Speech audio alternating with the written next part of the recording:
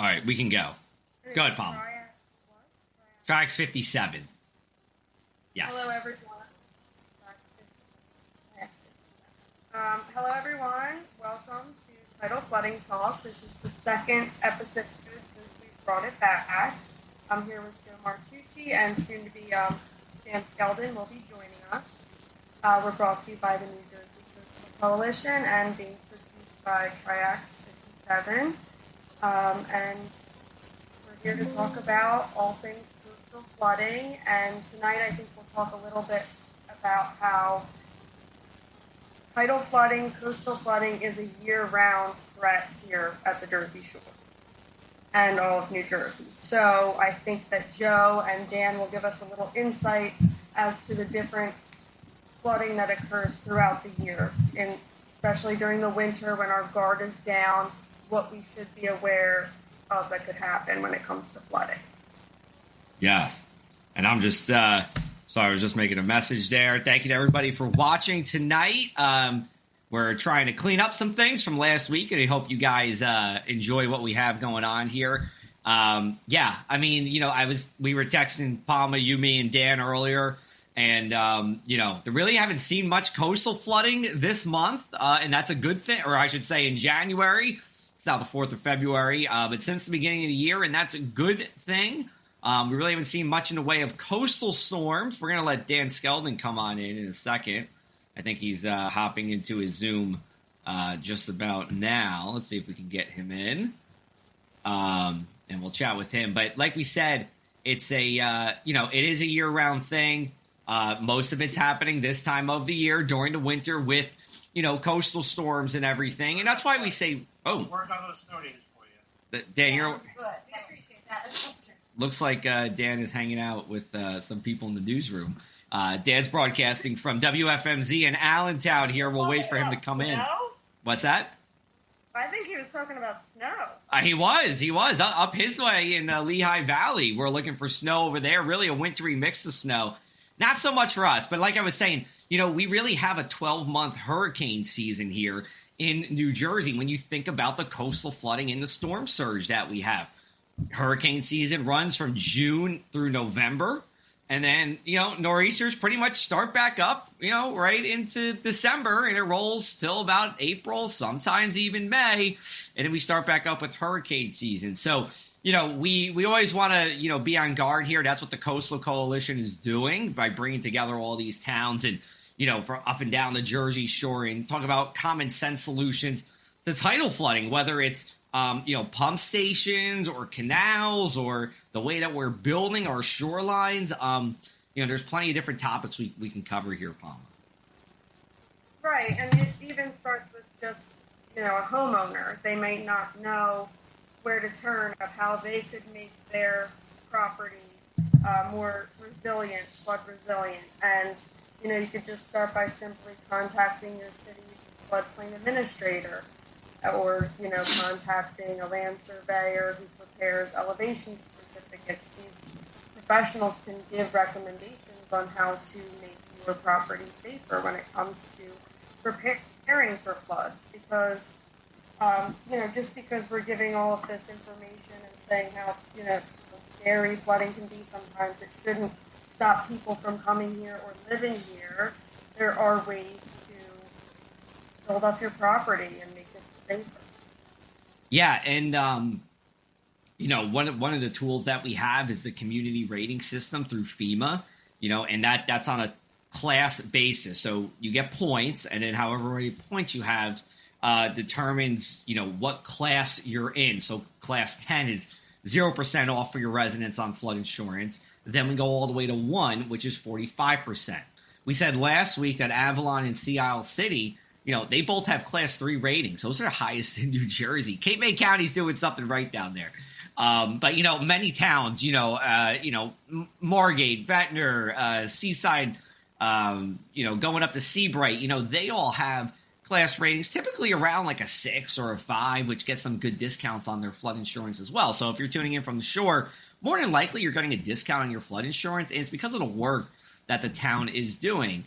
But of course, you as the individual, there's always steps you could take against coastal flooding. Some of it is mandated, right? Raising your house if you live in a flood-prone area. But some of the tasks you can take on yourself. Palma, I know you're right by the water, right? I don't know. Do you have anything special that you guys do to protect against the tidal flooding that comes in? Well, luckily, our street is a little bit higher than some of my neighboring streets that I've seen, have a lot of impact from the flooding. And, it, like you were saying, with the CRS, it's no easy feat. Like, I know from working through it as well, like every town that participates in the community rating system, not only do they need to recertify every year, but then there is a more intensive certification process that happens either every 5 years or 3 years, depending on the class that you're in. I know Margate City had a class 5. Oh, good, Paul. Is at a class 5, which is 25% discount, and there is so much involved for each municipality to, review all of their elevation certificates to make sure that they're compliant for every new house or home elevation that happens that year, every year. And the public outreach, which luckily the New Jersey Coastal Coalition is helping all of the communities with that. Yeah, and, let's just take a step back a little bit. What are elevation certificates, Palma? Because I know a little bit, but you would know more than I would, being in building. Well, just to summarize it, it is a document that is prepared by a New Jersey licensed land surveyor. It is not prepared by the municipality. A lot of times people that call us think that the town supplies this document, but really it only gets submitted to us. And then we need to make sure that it does comply with the FEMA standards. And this document really is property specific. A lot of times someone will think, oh, well, my neighbor has one, let me just use theirs. Or do you have my neighbor's? I'm sure it's the same. But really it's not, because the surveyor will actually look to see if you have flood vents, and they'll, look at the lowest. Oh. The lowest elevation. I think they're trying to hop in with the video, but I think he's having both video and audio issues. So anyway, keep going, Palma. We'll chat with Dan when he comes back on. Sure. So on that elevation certificate, it will also document, where your HVAC is located. Is it, below the BFD? Is it above? And every town also has their... And you say BFD, not to stop you. You said BFD, right? BFE. BFE. And what is that for everybody? Base flood elevation. Right. Which is a FEMA term, but then each town may also have something that is even stricter than that. So that might be called like a DFE, which is a design flood elevation. Okay. And just in Margate, are there any areas that do have that design flood elevation? Well, there are different, when you look at the flood map, there are different areas, different flood zones, right? But after that, there's like the town can add on like a +4 feet. Okay. So your flood zone is 8, then you would add 4 to that if that's what the town's flood requirement is. So that means that then, your base flood elevation has to be 12 feet in that case. Right. And I'm not, a surveyor or anything like that, but this is just my experience from what I review. Right. That comes in the office. And there is a lot to it, and the codes change. They change frequently enough that we are constantly looking at it. Okay. So that's why a lot of towns have said, okay, BFE +4. This is why they're kind of ahead of the game if the flood, the regulations the regulations do change. Okay. And who's changing those regulations? What level of government is that happening? Well, it's definitely higher than the local government, right? So it even goes to FEMA. Right. So that's federal at that point. Now, and this has been a thing probably for 2 years now, the NJ Department of Environmental Protection is looking to pass, regulations that would increase the BFE, the base flood elevation, by an additional 5 feet up and down the Jersey Shore. Is that something that you guys are aware of? Well, that's kind of exactly what I was referring to. Of like they do change, and that's exactly where it does come from. So, yeah, that's what a lot of towns have to consider when they do make these requirements for their elevation. Right. But we're not doing anything yet because it's not an official regulation at this point. Right. Okay. Right. So what do you hear, and maybe this, I'm not trying to get political about this, but what do you hear from people within the town about this? Well, I don't think that I hear anything negative. We want our properties to be safe from flood. And of course, personally, it is it's heartbreaking sometimes seeing the character change of certain properties, even in Atlantic City, seeing properties be torn down that, we're used to a certain way of development, and then to see things being built up, it is a big change for a lot of people, and at the same time, you have to consider that being out of flood is important. Right.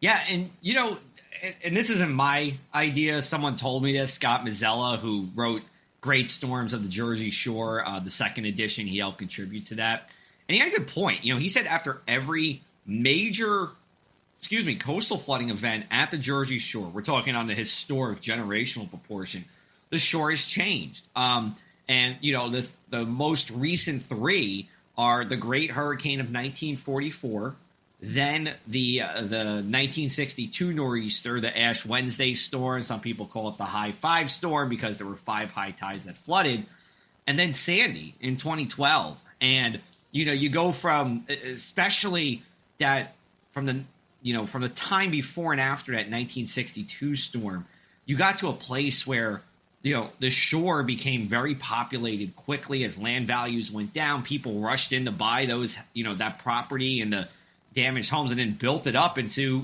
more or less the Jersey Shore you see today in terms of the tourism economy and the number of people who are at the shore. Of course, the Garden State Parkway was developed at that time, which was the number one driver. I think I've said it is the most important road in New Jersey, more important than the Turnpike.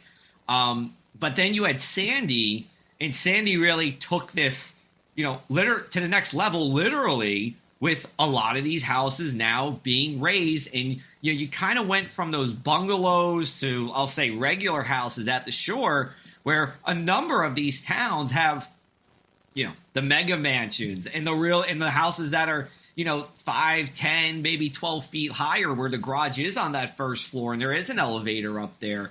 Is that kind of what you're saying, to your point, or to what you were saying earlier, Palma, about some of the areas changing? Definitely. Absolutely. And it is houses are required to be built at a certain elevation. And that's not just at the local level. It goes beyond that. So, yes, it is heartbreaking. I like vintage looks of almost everything. So, of course, I hate to see some of these, the classic homes going, but I understand that it's a safety issue, and people's value of people's homes, if they're going to be damaged by a storm, it's a new way of living at the shore. Yeah, and I don't even know if you can answer this. So if you say no, I'm not offended. But how much does it cost to raise a home? Do you have some numbers about how much it costs, and what's the difference between raising like a bungalow as opposed to raising, a 3-story home or one of those, those big houses. Even I'm just thinking of, Atlantic City over towards Chelsea, or, some of those big houses you see in Seabright or, Manilokin. Right. Well, I have not had to actually, price out a job like that. I only see it on, after that part. But I know that there is a lot that goes into it. How old is the home? What is the structural integrity of it? Are they going to rehab it completely? It really depends on a lot of things. If I were to guess, I'm sure it would start at, $100,000, but that's something people would need to contact, a contractor for, and ask them to provide them with an estimate for something like that. And of course, they have architects and engineers that are also involved in that process. And also, I also would like to let people know that when you do decide to, elevate your home or anything really, to do your homework on who you're hiring. Yeah. It's a shame when people do hire somebody and they're not actually insured or have a license. I don't think that would happen for a house lift because you need permits and we would know if they have a license. But for other projects too, you should check with the New Jersey Department of Consumer Affairs, Division of Consumer Affairs, to see if the contractor does have a valid license, if there's any complaints against them, anything like that, just to help you stay informed with who you're hiring. Sure. To do something like that. Sure. And, I just kind of going off of the Sandy thing, I think, this next phase of the Jersey Shore is turning a lot of these towns into little cities. And hopefully we don't get a Sandy or some kind of significant major flooding for a long time. But I have a feeling, when we do get to the, when this is going to happen, because it will happen, that, even some of these regular houses, not even the bungalows, but those regular colonial type homes or whatever they may be, kind of get pushed aside and we start building hotels. Like we're seeing, we've seen that already in Long Branch and in Asbury Park, where they are cities right along the beach. Ocean City's had talks about, building hotels there as well, and even Seaside Heights, at this point, building condos and building more of that high density housing. I just feel like that's like the next phase of the Jersey Shore. And it's, it's slowly happening now. I just have a feeling, if I'll say when rather that big storm comes, that's kind of the next phase. And I think it's part because some of these, homeowners, might not want to take that risk of, living in a floodplain area, or even the insurance. I mean, I'm not an insurance expert, but I know, we've seen the news reports about Florida and how, they're stopping insuring people. It's just getting too expensive to insure, and even in California. So, the Coastal Coalition does a great job of getting these communities together and mitigating against, do a really good job of mitigating against this, the sunny day type flooding and your minor flood stage, even your moderate flood stage. But we have to be cognizant of the fact that, when it's a major storm, you could have a lot of barrier protections, right? But that water still, is going to try to come in. After all, we are on the barrier island. But again, the Coastal Coalition really gets everyone together and talks about how we can reduce that risk for more of that, that nuisance or moderate stage type of flooding, that we get more regularly. Sandy's and the 62 storm comes, on a once every couple of decades basis, but we get many times a year, 2-3 dozen times a year where we're getting some kind of coastal flooding. And I think with that, I think I talked too much. Should I pass it over to Dan? Dan, are you here with us? Dan is with us now, so that's good. Yeah, hi guys. I'm fashionably late. That's right, and you are fashionable, so that's the important part. Well, call it a perfect storm of my IT department kicking out my audio cable, a Girl Scout tour, touring the studio in the Weather Center at 6:45, asking a lot of questions. I promise from here on out I'll be more focused and the schedule will be clear at 7 o'clock. Well, you can't say no to the Girl Scouts. Yeah, did you at least get cookies out of the deal, or how was that? I got 2 boxes of Adventure Full, so my favorite. Okay. Yeah, I just got an email last week about somebody who we know. They're selling Girl Scout cookies. So I guess 'tis the season. Yeah, Well, go ahead, Palma. My stepdaughter is selling Girl Scout cookies, so my kitchen has boxes and boxes, and I already am marked down for 5 because I feel like every other day I'm just casually picking up another box of Girl Scout cookies. So, I remember reading a story. I don't know. I'm going to get the story probably half wrong, but there was like this Girl Scout maybe 10 years ago who had like a garage full of boxes and has like, she's like the most sold Girl Scout cookie person in Girl Scout history. And she won like I almost want to say she won like a car or something because she sold so many darn cookie boxes. It was like 14,000 boxes or something crazy like that. But it helps keep you through the winter, right? They retired my favorite flavor. I love the s'mores. I was a s'mores guy forever. For some reason, they retired it. I hope they bring it back. If I keep on writing the letters, maybe they will. And they help you warm you up and get you through the winter. And since I was having the technical difficulties, don't know if you touched on it, Joe and Palma, but this is probably the most active part of the winter coming up. Yeah. If we get some coastal storms, it's been a pretty good, quiet winter for that. But I think there's a lot of activity saved for the next 3 or 4 weeks. yeah, we didn't get. I was waiting for you before we got a little more hardcore into weather. But let's excuse me. Let's dive into it. Dan, what you're alluding to is especially the second half of February does look to be active for us here, especially for you. I mean, even, tomorrow night into Thursday, right? I mean, you got a wintry mix bomb coming into the Lehigh Valley.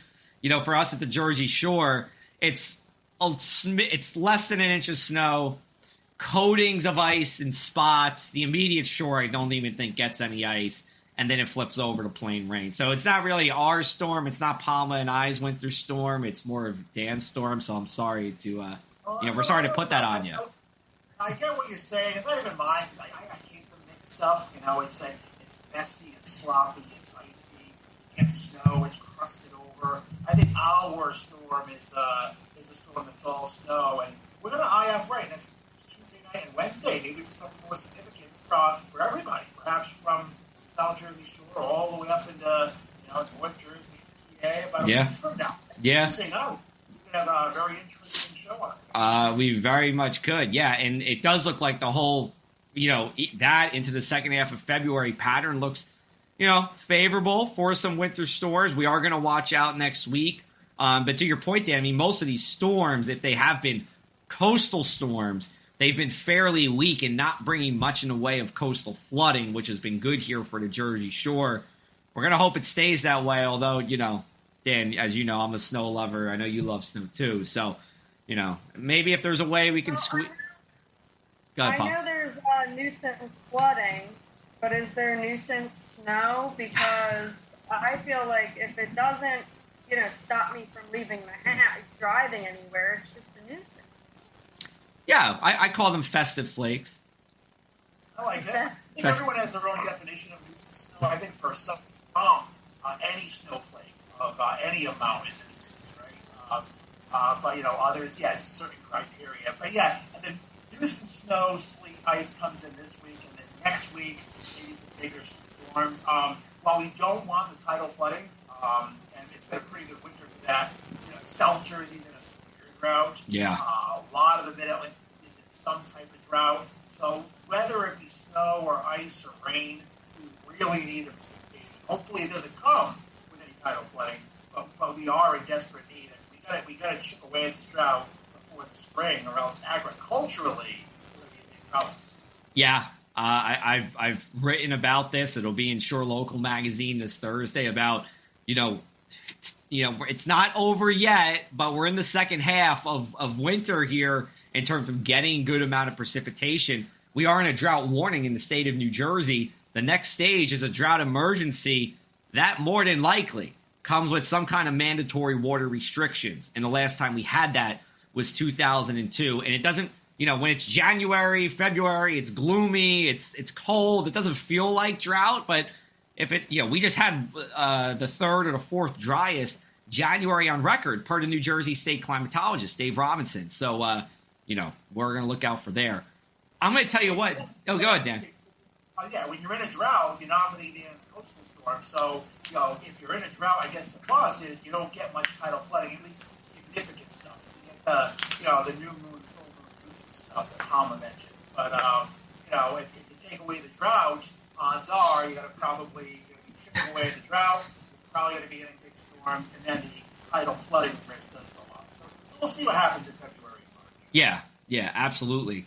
And Dan, I'll tell you what, I hate to be the bearer of bad news, but we're already at a half hour of time for this. I think we're going to wrap it on up. We were told to keep it at a tight half hour, but we'll have plenty of you next week, Dan. We'll make it the Dan show next Tuesday. No. The Dan show. So I will be on time next week. I promise. That's right. You knock me about days pay. Okay. We got to talk to the boss. Don't talk to me. You still get paid in my book, but you got to talk with our executive director, Tom Quirk, on that one. Palma, any last words about the coalition before we wrap it up?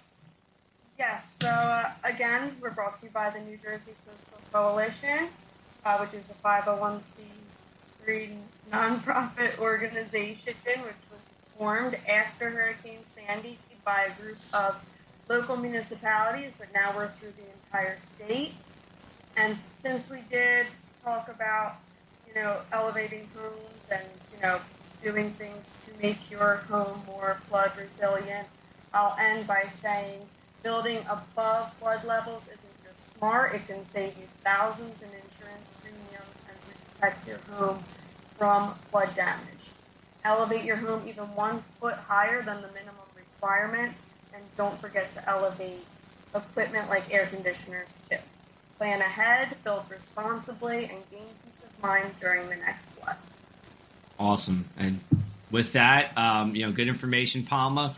We will be back next Tuesday with Tidal Flooding Talk. You can catch us Tuesdays at 7 o'clock live. You can find us on the New Jersey Coastal Coalition's Facebook page, on Trax57.com, Jersey Shore Streaming News Network, on my Facebook page, on Dan's Facebook page, on our YouTube channels. There's a lot of different ways to watch Tidal Flooding Talk. So we're trying to get out everywhere here.